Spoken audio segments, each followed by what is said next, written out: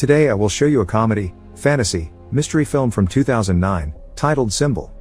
Spoilers ahead. Watch out and take care. A Japanese man wearing very colorful pajamas wakes up in a white, empty room with no doors or windows and no apparent ceiling. When he approaches one of the walls for a closer look, he finds something peculiar sticking out of it, a protuberance shaped like a male member. After poking it a couple of times, he presses the tip, which causes hundreds of giggling baby angels to come out of the floor and walls, staying there only for a couple of seconds before they go back the way they come. One thing they leave behind, however, now all their members are sticking out of the wall and floor. This is the phase known as learning. As he sniffs the finger he used to touch the weirdly shaped button, the man screams in fear, followed by crying out and begging for help from whoever may be around, to no avail. He decides to start pressing the various buttons to see what happens, and every time he does, a different random object falls into the room, from a small toothbrush to a big vase. By pressing the same button again, he is given the same object, and that's how his testing of this concept on one particular button gives him a big pile of chopsticks. His amusement is short-lived, however, when he presses the button next to the chopstick one and a small cart comes out of the wall and hits him on the legs. The next button he presses after crying out in pain transforms into a butt, which passes gas on his face.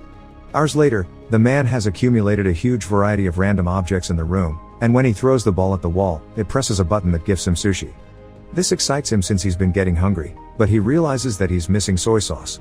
He asks his captors for it, but as always, he gets no answer, so he repeatedly presses one of the buttons until he has a bunch of sushi in front of him but still no sauce. Giving up, the man proceeds to eat the sushi, which he finds rather delicious, and once he's finished the last piece, he presses the button for more, getting furious when a bottle of soy sauce finally shows up. After angrily pushing the bottle out of the way, he presses a different button and gets a pair of old school 3D glasses. When he puts them on, he manages to see a baby angel pointing at his member, and the man gets happy because he thinks he may have found the answer. However, after pressing that particular button, all he gets is a countdown and a giant butt appearing from above to pass gas on top of him. Some hours later, he's read 5 volumes of a manga that he finds very entertaining, but when he presses a button to get the 6th, he gets the 7th instead. Frustrated, he starts trying other buttons, which give him 8 and 9 but still no 6. The last button he tries, though, has an important surprise for him. It opens a section of the wall that hides a door behind it. The man celebrates this discovery, but in his excitement, he loses track of which button is the one that opens the exit. He tries one at random and shockingly sees an African tribesman run from wall to wall. The next one makes water fall on his head. The third one turns out to be the one he needs, and as soon as the wall opens, he runs to it, only to see it close on his face.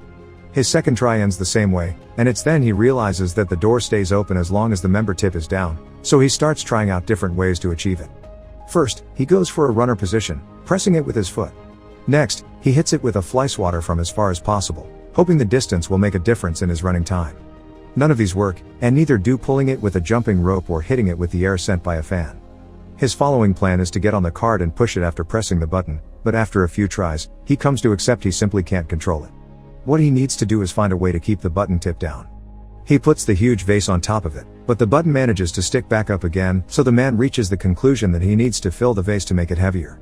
First, he tries the water button, but it's pointless. No matter how hard he tries to redirect the water, it only falls on him and nowhere else.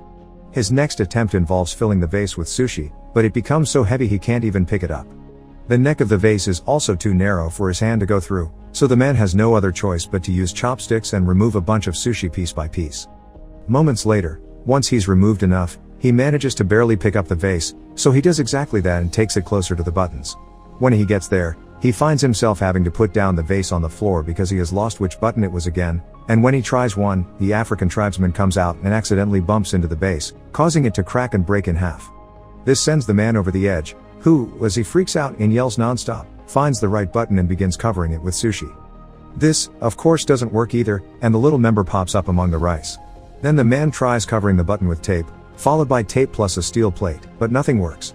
After taking some painkillers to deal with the pain caused by the door every time it hits him on his back and a nap as well, the man wants to wash his teeth, so he presses a button to get water.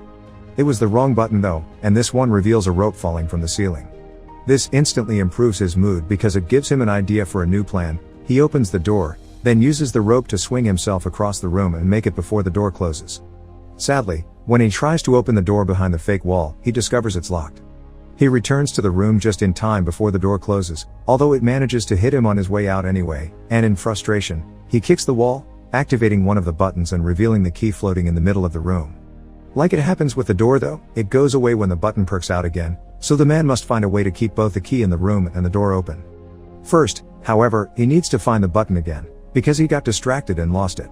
By observing more or less where his foot would have landed when he kicked the wall, he chooses a button only to get a dog coming out of the wall to bark at him. The same happens with the next button, but luckily, the third try is successful. While keeping his eyes and a pointing hand at the button, the man walks backward and grabs a piece of sushi fish that he takes back to the wall to mark the right button with. When he presses it, however, the dog comes out again. This time he finds the button faster and proceeds with his plan. He makes the rope appear and swings on it to reach the different buttons, but it is still enough. As he falls to the floor, he sees a plunger he had gotten from one of the many buttons, and gets an idea on how to solve his little issue. He can use the plunger to touch the wall and push himself farther. After one failed attempt, the plan goes smoothly, and the combination of swinging on the rope and pushing himself with the plunger allows him to press the button key, grab the key, press the door button, and reach the door before it closes. He wastes no time and inserts the key in the lock, quickly turning it, but when he tries to open the door, he finds a nasty surprise. It also has a separate lock on the top that requires 3 numbers to open it. The man rushes out, getting hit by the door as it closes, and in frustration, he throws the plunger at the opposite wall, activating the button that releases the African tribesman. As he watches him walk by, he realizes something. There are 3 numbers painted on his forehead, which must be the combination he needs. Since the time behind the door is limited, the man goes through the process of doing the whole swinging on the rope and jumping deal 3 times, 1 for each number to be put in. The 3rd time, he stays there and opens the door, which is a bit stuck and he has to push extra hard to open it. When he finally manages to do so, the piece of wall behind him closes, leaving him trapped and without enough room to finish opening the door. Devastated, the man sits on the floor and starts crying, remembering all the fun he had with the objects he had gotten from the buttons. He had been locked there too, but at least he had room to move and entertainment, and now he realizes he didn't appreciate what he had while he could. Suddenly, he feels a breeze on his face coming from the left wall. As soon as he touches it, he finds a crack that indicates it's a fake. He wastes no time and pushes the panel open before running out of there, soon reaching a mysterious hallway floating in a pitch black area. It feels like he spends an eternity running towards an exit, and when he finally makes it to a room, his hair is longer and the colors of his pajama have faded. This room is also empty and the door he uses closes as soon as he enters, but instead of baby angels, here there are adult ones, who also disappear into the wall and only leave out their members to be used as buttons.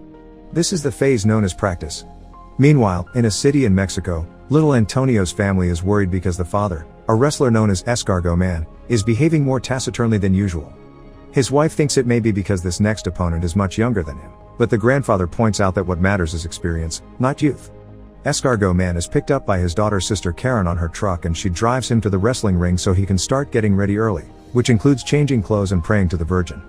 At school, Antonio is being bullied by his classmates for betting on Escargot Man, calling him a weak loser. As the time for the match to start approaches, Sister Karen takes her van again and picks up Antonio and their grandfather to take them to see Escargot Man in action. Karen doesn't stay though, and Antonio and his grandfather find some of the last seats for themselves right before the show begins. The first team that enters the ring are the Northern Tough Ones, formed by Super Demon and Tequila Joe. Then Escargot Man and his partner Silver Eagle come in under the team name Kiss Me A Lot. Silver Eagle is the first one to fight for his team with a brilliant beginning, but he's soon overpowered when the Northern Tough Ones fight him together instead of one-on-one. They keep gesturing at Escargot Man, asking him to join the fight, but he refuses to do so until Silver Eagle pulls a trick to make Super Demon and Tequila Joe hit each other, allowing him to escape. Escargot Man is quickly overpowered as well. But just when his opponent is about to hit him with a chair, the man in the mysterious room presses a member button and causes Escargot Man to magically extend his neck and knock out both opponents with a hit of his head. In the room, nothing happens, which calls the man's attention, so he keeps pressing the same button, causing Escargot Man to knock out Silver Eagle, the referee, Antonio, and even the bell. Seeing no results, the man starts trying out different buttons. One causes the singer of a metal band to breathe fire above his audience during a concert in Los Angeles. The other makes a Russian magician fail his trick when he tries to make his assistant disappear, and the third one makes a man in China bark at his own dogs. The man is about to give up when he sees some light coming from above and notices that unlike the last room, here there is no ceiling and he can see the angels flying around in the distance.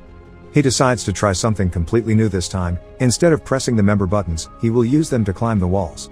It works, and every time he grabs a button with his hands or steps on them with his feet, something amazing on earth happens, from flowers blossoming to an elephant dying. The highest he goes, the more complex the effects become. It's not only nature anymore, there is also humanity and both the little and the big things, like a toaster and landing on the moon. By the time he makes it to the top, both the man's hair and beard had grown long, and he doesn't need to hold on to the wall anymore. Now he can float as well, just like the angels, and using all his experience gained from the training at the previous rooms, he embraces his role of God and begins choosing humanity's biggest hits on purpose instead of randomly pushing buttons. By the time he's done, he's surrounded by feathers instead of walls, and he enters a glowing portal that takes him to the last room. This one has the continents on its walls and a huge member button that the man is about to press. This is the phase known as future. Make sure to subscribe and turn on notifications so you can watch more videos like this. Thanks for watching.